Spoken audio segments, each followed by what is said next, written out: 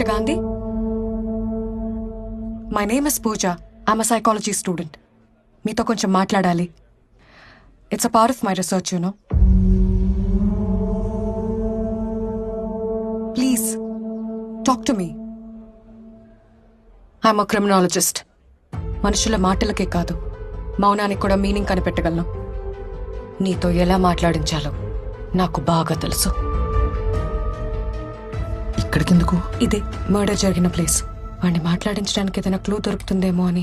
అసలే పోలీసులు సీజ్ చేసిన ఇల్లు. జాగ్రత్త, ఏదైనా ప్రాబ్లం అవుతుందేమో. నేను చూసుకుంటా కదా. నువ్వు చూసుకోవడం కాదు, మీ నాన్నకు తెలిస్తే నన్ను చూసుకుంటాడు. ఏం కాదు కదా.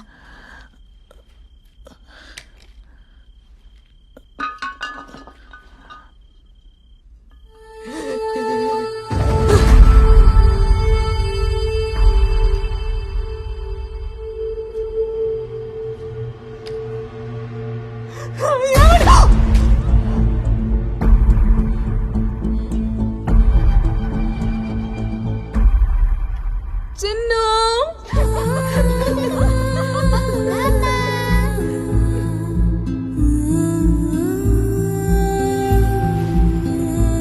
మమ్మీ చిన్ను.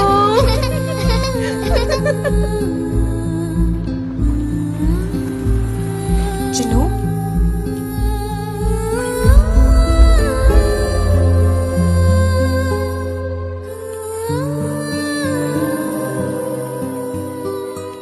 ఇది నా బొమ్మే కదా.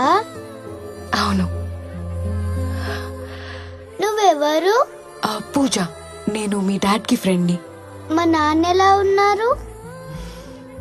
మీ డాడీ బానే ఉన్నారు. నువ్వు ఎలా ఉన్నావో చూసి రమ్మని నన్ను పంపించారు. నేను లేనని నాన్న ఏడుస్తున్నాడా?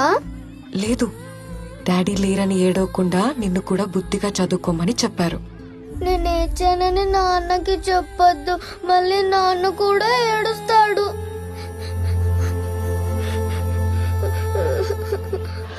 అవును, అసలు మీ డాడీ మీ మమ్మీని ఎందుకు చంపారు? డాడీ మీ ఫ్రెండే కదా, మీకు చెప్పలేదా? చెప్పారు. నీకేం చెప్పారో తెలుసుకుందామని. నాకెవ్వరికి ఏం చెప్పొద్దని చెప్పాడు. నన్ను మా నాన్న దగ్గరికి తీసుకెళ్తావా? తీసుకెళ్తాను. నాన్న, నాన్న.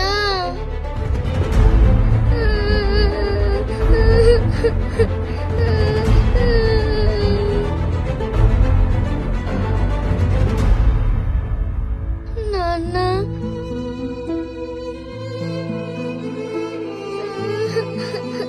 కూతురు వాయిస్ వినగానే నీ కాళ్ళు ఆగలేదు, నీ కళ్ళల్లో నీళ్ళు ఆగలేదు. నువ్వు నీ భార్యను చంపావంటే మేము నమ్మాలా? నేను నీ కూతుర్ని కలిసాను గాంధీ. అందరూ అనుకున్నట్టు నీ కూతురు కళ్ళ ముందే తన తల్లిని చంపుంటే ఆ పాప కళ్ళల్లో నీ మీద అసహ్యం కనబడి ఉండేది. But I see nothing but love.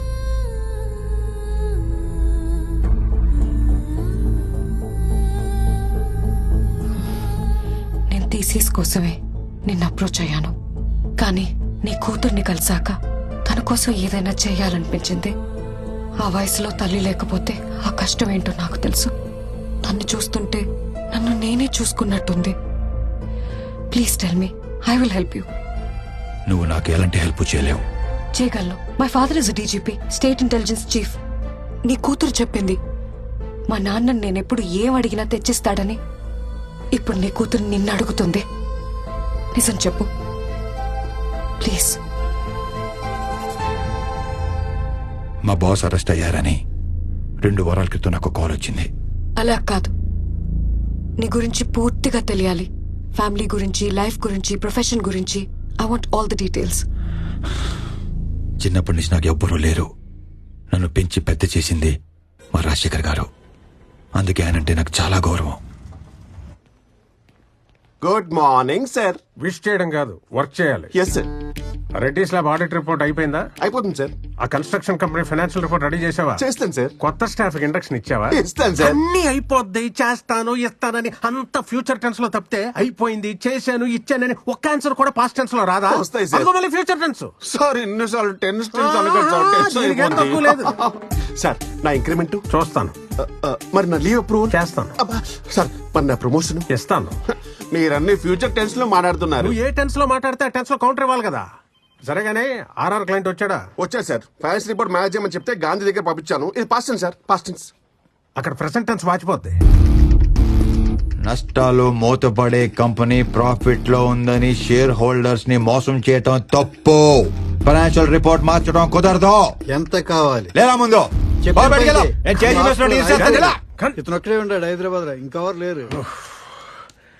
ఆయన ఏదో అడిగాడు, చేస్తే చేస్తానని చెప్పాలి, లేకపోతే లేదనాలి. దానికి వైల్డ్ గా రియాక్ట్ అవ్వాలా? పని చేయమంటే ఎందుకు రియాక్ట్ అవుతాం?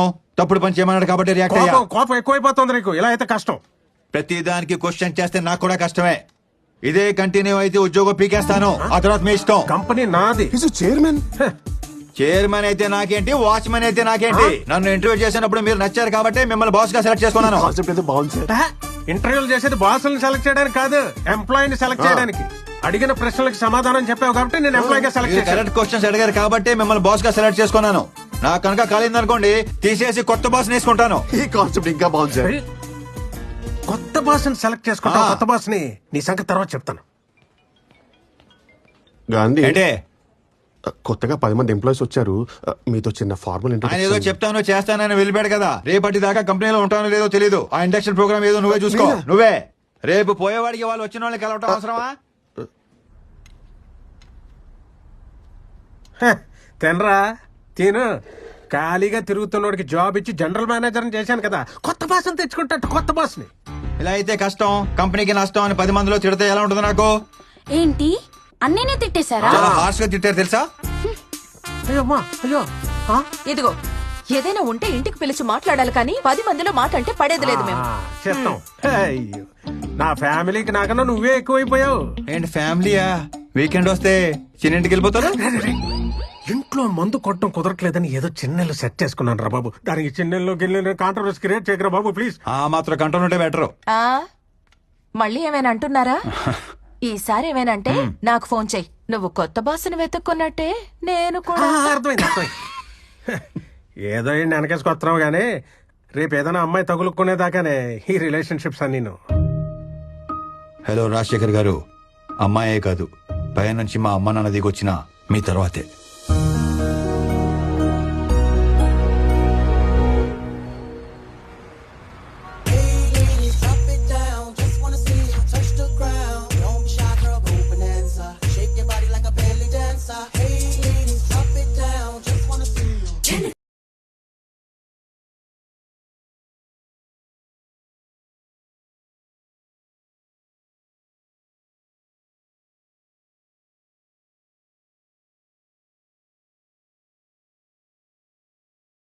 జాగ్రత్త బాయ్.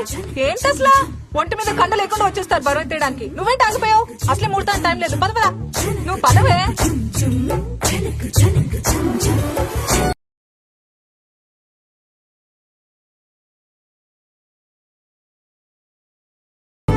ఏ అమ్మాయి దూరం దూరం. మాది అసలే మడి ఆచారం. ఎప్పుడు స్నానం చేసావో ఏంటో. మొన్న చేశాను. మొన్న అంటున్నాడు విన్నావా? ఏంటి ఊరుకునేది?